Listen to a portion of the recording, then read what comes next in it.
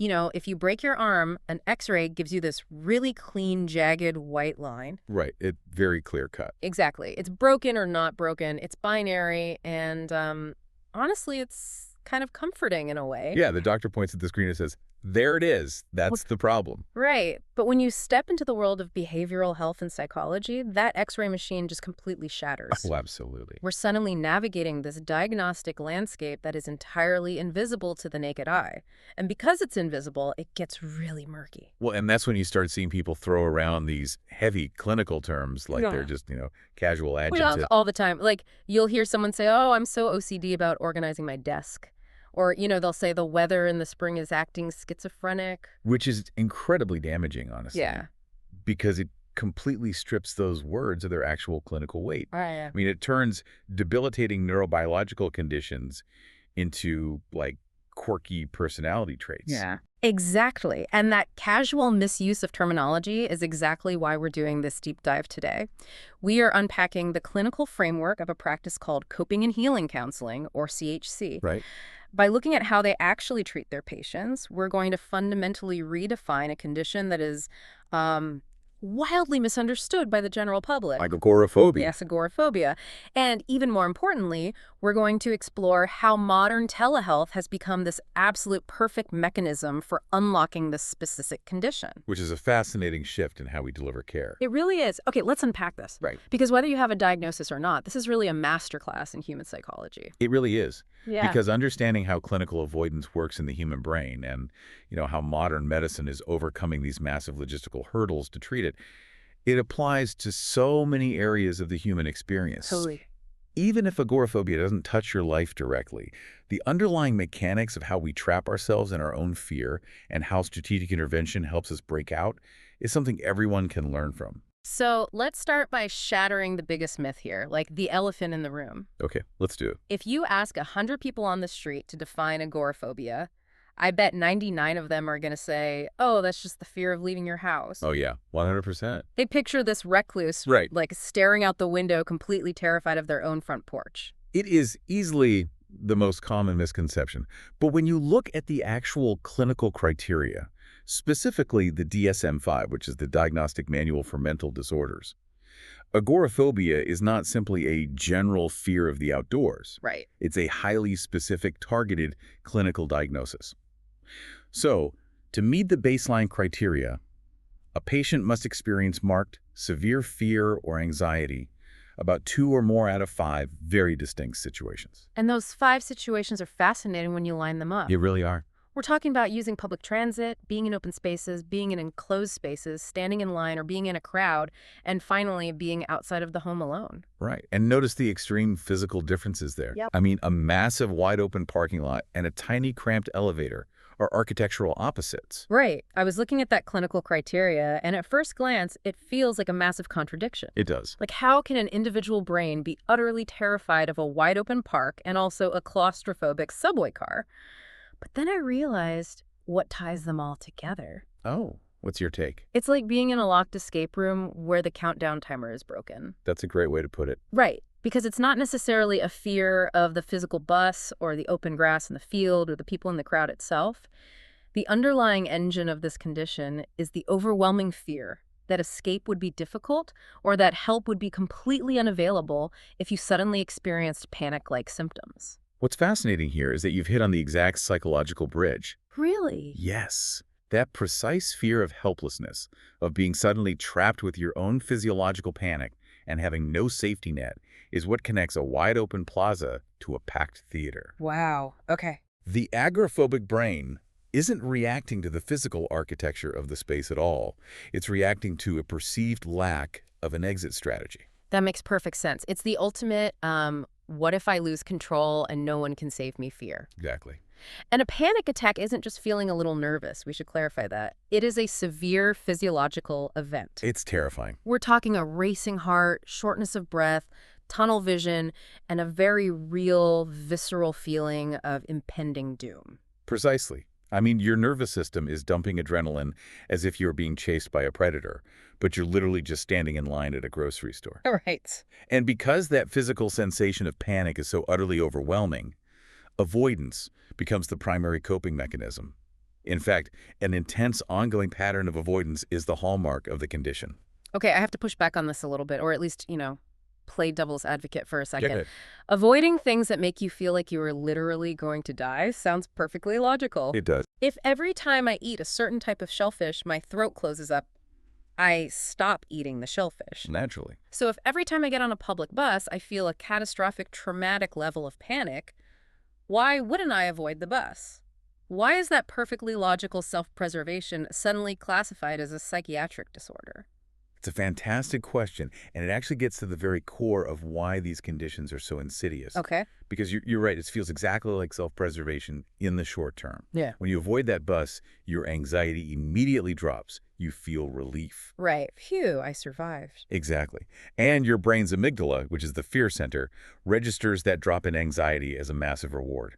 It essentially says, see, we avoided the bus and we survived. Good job. So it's reinforcing the behavior. Yes, that is classic negative reinforcement. Yeah. But here's why it transitions into a clinical disorder. It becomes an inescapable trap. Walk me through how that trap actually springs, though. Like, how does it escalate? It happens because the brain starts generalizing the fear. Oh, I see. Today, it's just the public bus that triggers the panic. So you stop taking the bus. But next week, you might feel a similar twinge of panic while waiting in line at the grocery store. Because there's no easy exit. Right. Your brain recognizes that same lack of an exit strategy. So you avoid the grocery store. Then, a month later, it's the movie theater. Then it's driving on the highway. Wow. Because the underlying fear being trapped with your own panic can technically happen anywhere, the list of avoided places grows exponentially. So the world just progressively closes in on them. Exactly. The avoidance shrinks a person's world day by day until, in the most severe cases, the only physical space that feels safe from a panic attack is their own living room. And that is exactly where the fear of leaving the house stereotype comes from. Bingo. But we have to understand that being homebound is the end-stage result of a long, brutal avoidance cycle. It's not the starting definition of the disorder. And we are not talking about a microscopic fraction of the population here either. When you look at the diagnostic data, the lifetime prevalence of agoraphobia is about 1.3%. Yes, 1.3%. And when you extrapolate that out, you are talking about millions of people experiencing this level of debilitating restriction on their daily lives. There's an interesting diagnostic nuance to point out here, too, that I notice. Yeah. The DSM-5 now categorizes agoraphobia as a completely separate diagnosis from panic disorder. That's a relatively recent and important change. Right, because historically, I know they were often lumped together because they so frequently co-occur. Like someone has a random panic attack and then they develop agoraphobia simply to avoid having another one in public. Exactly. But you can actually have agoraphobia without a history of full-blown panic disorder. Just the persistent fear of the possibility of panic is enough to trigger the avoidance. That's a crucial distinction. It really highlights how powerful the anticipation of fear can be. So we have this deeply complex condition that essentially tricks the brain into shrinking its own world. That brings us to the massive, multi-million-dollar question. How do we treat it? Right. How do you actually break a human being out of this avoidance cycle? No. How do you fix the broken timer in that mental escape room? Well, the clinical gold standard for treatment is cognitive behavioral therapy, or CBT, utilizing a highly specific technique called graded in vivo exposure. Okay, that's a mouthful. It is. And frequently, this is combined with SSRI therapy.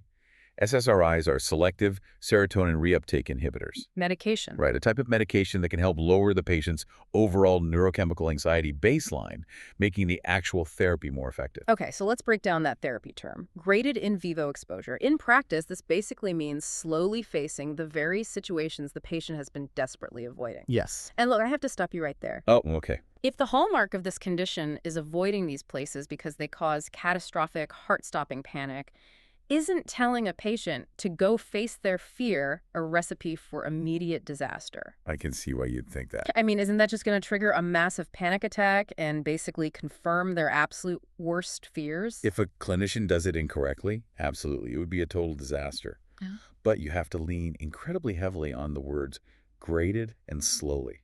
Okay. It's not some outdated psychological concept like flooding. We aren't taking someone who hasn't left their apartment in 6 months and just shoving them onto a crowded, noisy rush hour train to see what happens. Which would be legitimately traumatizing. It would set their progress back years. Graded exposure is a systemic, highly calculated, step-by-step physiological process. But how does it actually work? The therapist and the patient work together to build a hierarchy of fears. Let's say the ultimate goal is just going to the grocery store.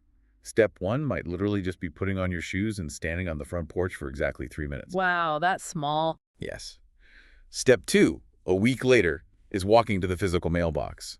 Step 3 is sitting in the driver's seat of the car without turning it on. So you are basically breaking the world down into these micro-interactions. Exactly. And the key is that you stay at each specific step until the brain habituates. Habituates meaning? Habituation means your brain learns through actual lived experience that the physical panic response will peak and then it will naturally subside without actually causing you physical harm. You're retraining the amygdala to realize the alarm bells are false. Okay, I get the theory. It's like building a ladder out of a deep hole, rung by painstaking rung. Very painstakingly. But I see a massive, glaring logistical flaw here, like a complete paradox in the healthcare system. Let's hear it. If a person is currently at the stage of the disorder where they are absolutely terrified of leaving their house, how on earth do they get to a therapist's office to start this treatment? Yeah. I mean, the very nature of the illness actively prevents them from accessing the cure. And you have just articulated the historical tragedy of agoraphobia. It's a catch-22. For decades, countless people went completely untreated simply because the barrier to entry, getting dressed, getting in a car, driving through traffic, and sitting in an unfamiliar clinic waiting room was an insurmountable mountain. It's just too much. But this is exactly where modern healthcare innovation steps in. This is where telehealth completely rewrites the rules. Telehealth, doing clinical therapy over a secure video or phone call? Yes. Telehealth entirely removes that initial logistical barrier to engagement. It allows the therapist to essentially bypass the velvet rope of the traditional clinic and meet the patient exactly where they are, in their safest space. But wait, I'm sure critics would say, if they are doing therapy from the comfort of their living room sofa, aren't we just enabling their avoidance? A lot of people ask that. Aren't we implicitly saying, hey, it's okay, you don't ever have to leave the house, we'll just accommodate you on a screen? That is a very common critique from traditionalists, but it fundamentally misunderstands the strategic brilliance of the approach. How so? A high-quality telehealth program doesn't leave the patient on the sofa forever. They start from the home, and they gradually expand outward. Expand outward. I really like that imagery. If we connect this to the bigger picture, telehealth establishes a safe, zero-panic baseline to build the therapeutic relationship. The therapist isn't enabling the avoidance. They are infiltrating the patient's safe zone. Oh, that's interesting. They establish trust through the screen, and then the exposure work begins. And here is where it gets revolutionary. What's that? The patient can take their phone or laptop with them as they step out onto that porch for the very first time.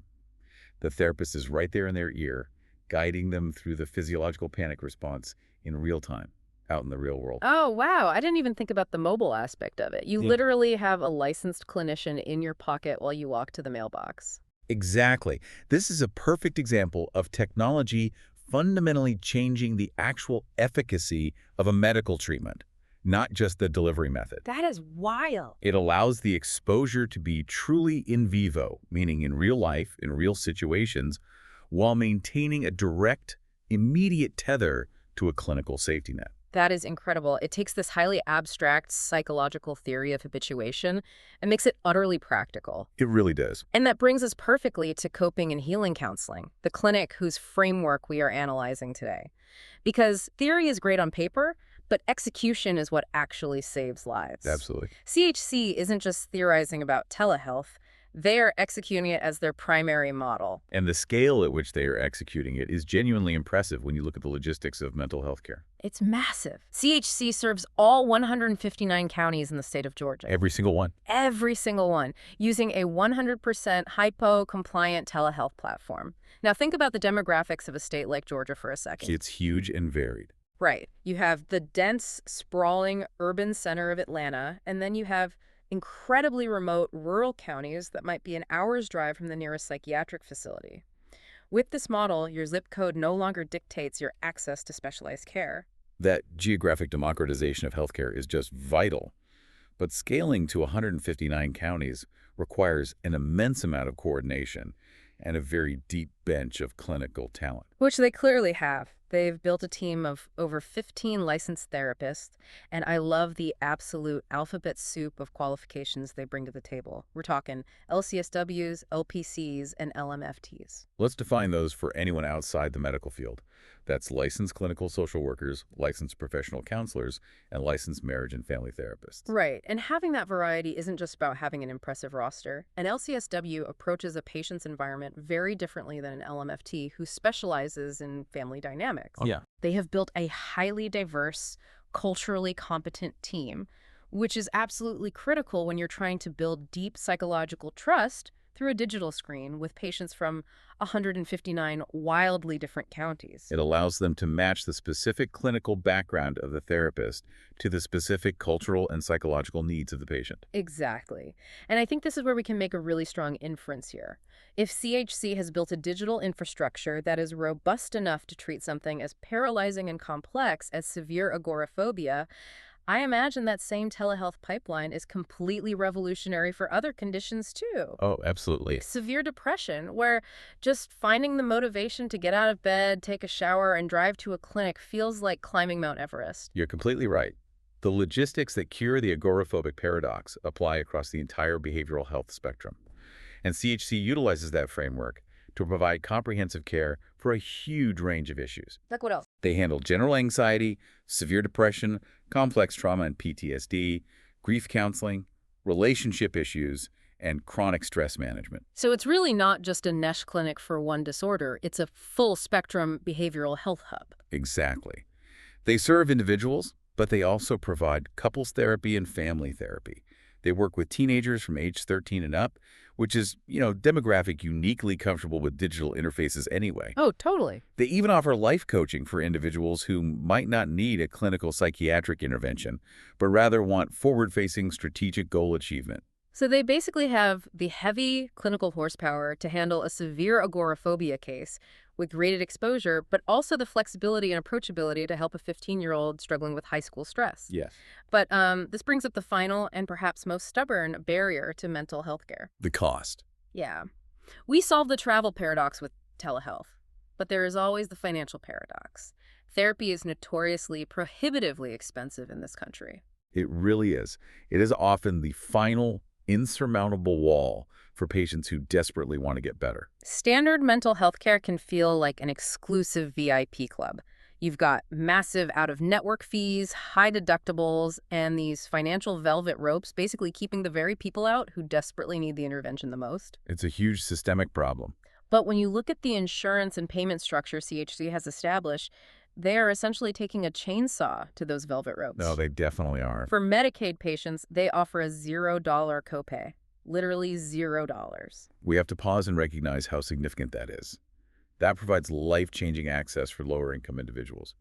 And clinically speaking, lower-income populations often face the highest levels of chronic systemic stress and trauma. Absolutely. And let's think about the actual physiology of a $0 copay for a second. The physiology. Yeah. Like if you are already suffering from severe anxiety or agoraphobia, the thought of receiving a $200 bill for a 45-minute session is going to spike your cortisol levels before you even log on. That's a brilliant point. By removing that financial threat, CHC is physically lowering the patient's baseline panic before therapy even begins. Financial security creates psychological safety. Exactly. And it's not just Medicaid either. For private insurance networks, they accept major carriers like Aetna, Cigna, Blue Cross Blue Shield, United Healthcare, and Humana. The sessions range from just $0 to $40 a session, depending on the specific plan. That's incredible. They're making vital, potentially life-saving behavioral health interventions available to practically anyone in the state. It aligns perfectly with the entire philosophy of their practice. If you use technology to remove the physical travel barrier and you structure your billing to remove the financial barrier, all that is left is the actual clinical work. Right. You give the patient a clear, completely unobstructed runway to start the hard work of healing. It really is a masterclass in how modern therapy should operate. And it's wild to think that for someone who might be trapped in their house right now, somewhere in rural Georgia, the only thing standing between them and this entire clinical framework is just pulling up a browser. It's that simple. They can literally just go to cheattherapy.com, shoot a quick email to support@cheattherapy.com, or just dial 404-832-0102. That's it. That's the entire barrier to entry. So to synthesize this entire journey for you listening, Yeah, let's bring it all together. we started by looking at a condition with a 1.3% lifetime prevalence, a deeply paralyzing neurobiological response that tricks the human brain into viewing the outside world, and the lack of an immediate exit strategy as an unmanageable lethal threat. Right, the broken timer in the escape room. Exactly. We explored the cruel historical paradox of trying to treat people who physically cannot travel to a clinical setting. But then we discovered how the clinical gold standard of graded in vivo exposure, the methodical step-by-step habituation of the fear response, when paired with the logistical brilliance of telehealth clinics like coping and healing counseling, changes everything. It really does. It creates a literal, accessible pathway out of the dark. It does, and I want to circle back to you, the listener, right now. Whether you join this deep dive for your own personal knowledge, maybe you were thinking of a loved one who chronically struggles with anxiety, or maybe you just appreciate seeing the mechanics of modern healthcare evolve. It's relevant to all of us. Understanding these nuances changes how we view mental health as a society. It takes the mystery out of it and replaces it with tangible biological mechanics. It replaces societal judgment with deep empathy. And most importantly, it replaces hopelessness with a very clear, actionable strategy. Exactly. We started this conversation talking about the expectation of precision in medicine, right? The undeniable comfort of seeing the broken bone on an X-ray. Right. Behavioral health isn't that simple. You can't put a panic attack on an X-ray machine. But when we look at how specialized treatments and new technologies are combining to treat things like agoraphobia, we are seeing a brand new kind of precision emerge. Precision of access? Yes, a precision of access, a precision of delivery, which leaves me with a thought I want you to really mull over today. What's that?